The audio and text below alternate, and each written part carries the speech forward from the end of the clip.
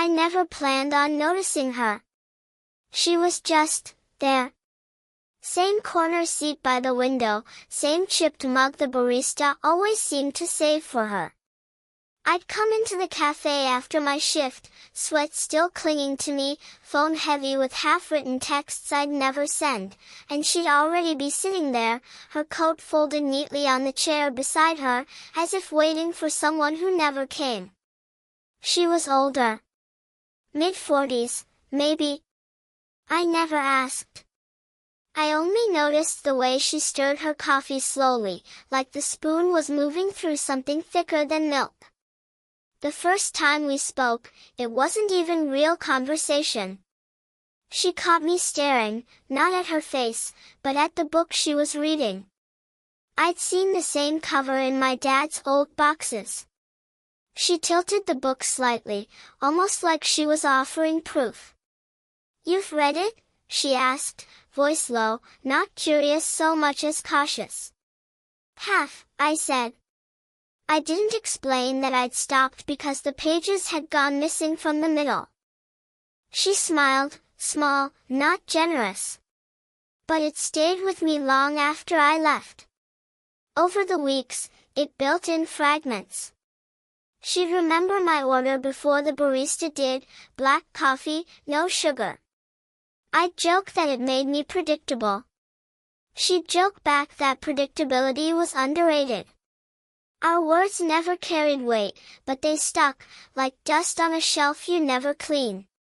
I caught myself checking the cafe window as I passed, just to see if her coat was on that chair. Sometimes it wasn't. On those days, my coffee tasted like it had cooled too fast. She had these habits, folding the paper napkin into smaller and smaller squares until it looked like it might disappear. Her hands moved quietly, but I couldn't stop watching them. I'd flick my eyes down when she caught me, pretending to look at the sugar packets. We never exchanged numbers. I didn't even know her last name. That made it easier to pretend it wasn't anything. There was one evening, cold, nearly snowing, when the cafe emptied out quicker than usual. Chairs stacked, lights dimmed. I thought she'd left without saying anything, but when I turned, she was standing closer than she ever had before. Not close enough to touch. Just nearer. "You'll forget about me tomorrow," she said. It sounded like a line from the book she'd been carrying for weeks. But no, her eyes didn't look like she was quoting. They looked like she already believed it. I didn't answer right away. My throat felt tight, like the words had dried up before they could get out. By the time I opened my mouth, she was already pulling her coat on, smoothing the sleeve with deliberate patience. "Good night," she said. That should have been the end. I walked home with my phone in my hand the whole way, screen lighting my face in the dark. No notifications. No reason to unlock it.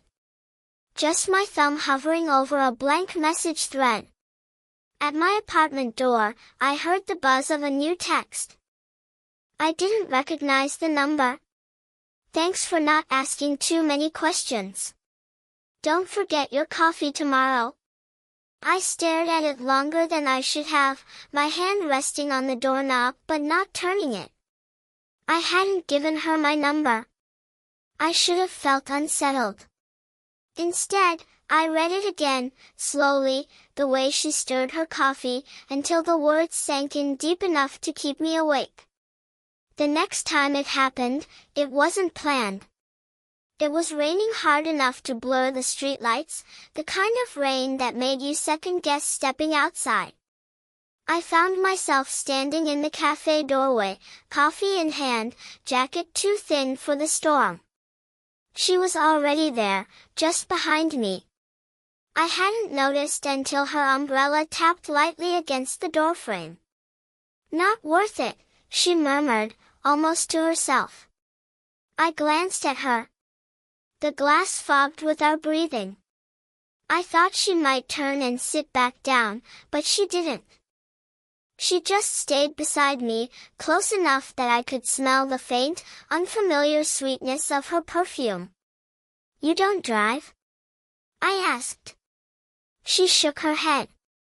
"Walk, mostly. I like knowing I can leave whenever I want." The line felt like it meant something else, though I didn't press. I nodded, pretending to watch the rain. Minutes passed, the silence broken only by the drumming on the awning. Then she asked, without looking at me, "Do you ever regret not finishing something?" Her question landed heavier than it should have. "Every day," I said, too quickly. I tried to soften it with a half-smile, but she finally turned her eyes on me, dark, steady, searching. She nodded like she understood more than I'd meant to share. Then, quietly, she added, "I was married once." Ended quicker than anyone expected. I didn't know what to do with that. The words hung between us, fragile as the rain. I wanted to ask why it ended, but my throat caught again, like it always did when things edged too close. Instead, I offered, "My dad used to tell me to never leave a book half-read. Said it makes you restless." A small laugh escaped her, the kind that barely touched the air. "Then I suppose we're both restless." The rain slowed, thinning to a drizzle. I thought she'd step out first, but she stayed, holding her umbrella loosely, her knuckles pale. I caught myself imagining us walking under it together, her hand brushing against mine, though I shoved the thought away before it could form fully. "You should go," she said suddenly, adjusting her coat. "You're young, you don't want to catch cold." It sounded practical, but the way she said young, like it was both a compliment and a warning, sat heavy in my chest. I opened my mouth to argue, but instead I just laughed quietly, rubbing the back of my neck. "Guess that makes you older and wiser, huh?" Her lips curved, but not into a smile. "Older, maybe. I don't remember who moved first, but when the rain finally stopped, we both stepped out together." She lifted her umbrella halfway, then handed it to me without looking. "You'll need it more," she said simply. It was nothing, just an umbrella, shared between two neighbors who lingered too long in the doorway. But when our fingers brushed in the handoff, neither of us pulled away fast enough. And that was when I realized, the danger wasn't in forgetting her tomorrow. It was in how much I already carried her tonight. Nights in my apartment were usually quiet. Too quiet. I'd leave the TV on sometimes, just low enough that the silence didn't swallow me. But one night, I heard music, faint, muffled, seeping through the wall. It was her. Had to be. No one else on that side. The song was old, something my mother used to hum when she thought no one was listening. I leaned back against the wall, pretending I wasn't listening, even though I stayed there long past when the track ended. The next morning, she caught me in the stairwell. She looked at me with a kind of half-smirk, like she already knew.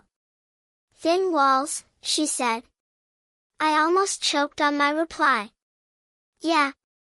I didn't mind." Her eyes softened for a second, then flicked away. She adjusted her keys in her hand, twisting them around like she needed something to do. "Good," she murmured. "Wouldn't want to bother you." That was the shift. Suddenly, it wasn't just coffee and rain delays. It was the awareness that we were closer than we admitted, hearing each other breathe through plaster, knowing when the other stayed up too late. And yet, every time I leaned toward that thought, she pulled back. A small step. A glance that broke too fast. One evening, I was carrying groceries up the stairs when I heard her door click open. She noticed the bag straining in my hands and, without asking, reached for one. You'll drop something, she said. Her hand brushed mine as she took the weight. Just a second, barely anything. But it was enough to freeze me mid-step. Inside her apartment, I saw things I shouldn't have, shoes lying neatly by the wall, a single lamp with its shade tilted, a mug half full of tea gone cold. Everything spoke of someone who lived alone, who carried it quietly. She set the groceries down on her counter. You didn't have to let me help. I shrugged, trying to hide the heat rising in my neck. Didn't exactly stop you. Her laugh was soft, surprised. And for a beat too long, she didn't move away. That's when the interruption came. The knock on her door. A neighbor, older man, brief nod at me, then at her. Asking if she'd gotten the building notice. She answered calmly, as if nothing had been interrupted. But when she closed the door, the air between us had shifted. I cleared my throat, suddenly aware of how close I was standing in her space. I started. Yes, she said quickly. Too quickly. But then, as I reached for the bags, her hand landed lightly on my arm. Just enough pressure to stop me. Her fingers lingered there, soft, undecided. Her mouth opened like she might say something. Instead, she exhaled.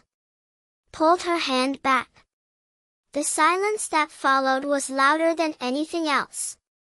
I left without finishing the sentence. Without asking what she almost said. But the imprint of her hand stayed long after, like a question I was too afraid to answer. It started with something ordinary.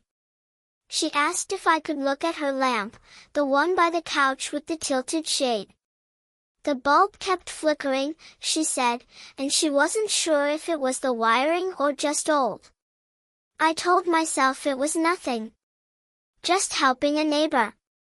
But the way she asked, quiet, almost embarrassed, like admitting she needed help cost her something, it made me say yes too quickly. Her apartment felt different at night. Warmer. The lamp gave off a low glow. You ever think, I asked before I could stop myself, that maybe some things shouldn't be fixed? She tilted her head. Like what? I couldn't answer. The words knotted in my throat. The silence stretched. She leaned back into the couch, exhaling slowly. I don't let people in here, she said finally. Her voice was steady, but her hands betrayed her, folding and refolding the edge of a cushion. It's easier that way. Easier than what? Her eyes flicked to mine, then away. Then wanting more than I should. The admission landed between us like a dropped glass. Nothing shattered, but everything felt fragile. I swallowed hard, my chest tight. Every part of me wanted to reach across the small space, close the gap. But then the thought of what it would mean, her age, my youth, the unspoken rules we were already breaking, stopped me cold. I think about it too, I whispered, surprising myself. More than I should. Her breath caught, just barely audible. For the first time, she didn't look away. The lamp hummed faintly, its glow steady now. The room felt unbearably bright. Her hand shifted on the couch, close enough that if I leaned just an inch, my fingers would brush hers. Neither of us moved. The space between us burned, filled with everything we didn't say. And then, like always, she broke it. She stood, smoothing her skirt, her composure snapping back in place. You should go, she said. Not unkind, but firm. I nodded, though my chest ached. As I reached the door, I glanced back. The lamp was steady, warm, unbroken. But her eyes still flickered. The next week, she wasn't at the cafe. Her corner table by the window sat empty, the chipped mug stacked with the others behind the counter. At first, I thought nothing of it. People get busy. People change routines. But when the second day came and her chair was still bare, I caught myself lingering by the window longer than necessary, as if I could will her coat into being there. On the third evening, I found myself walking slower past her apartment door. A thin strip of light seeped from the bottom, proof she was home. I nearly knocked. Nearly. Instead, I stood there, hand hovering, before sliding it back into my pocket. When I finally saw her again, it wasn't at the cafe. It was on the stairwell, late, when I was carrying up takeout. She was already on the landing, speaking to someone on the phone. Her tone was soft, almost apologetic. "No, I'm fine. No, you don't need to worry. Yes, I'll call next week." Her eyes lifted and caught mine mid-sentence. Something in her face shifted, guilt, maybe. Or maybe I just wanted to believe it was.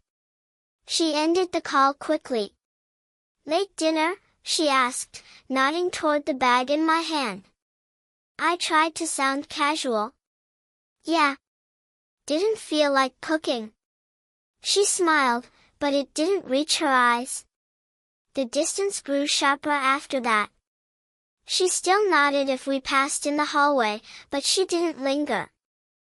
No more shared rain delays, no quiet stairwell pauses.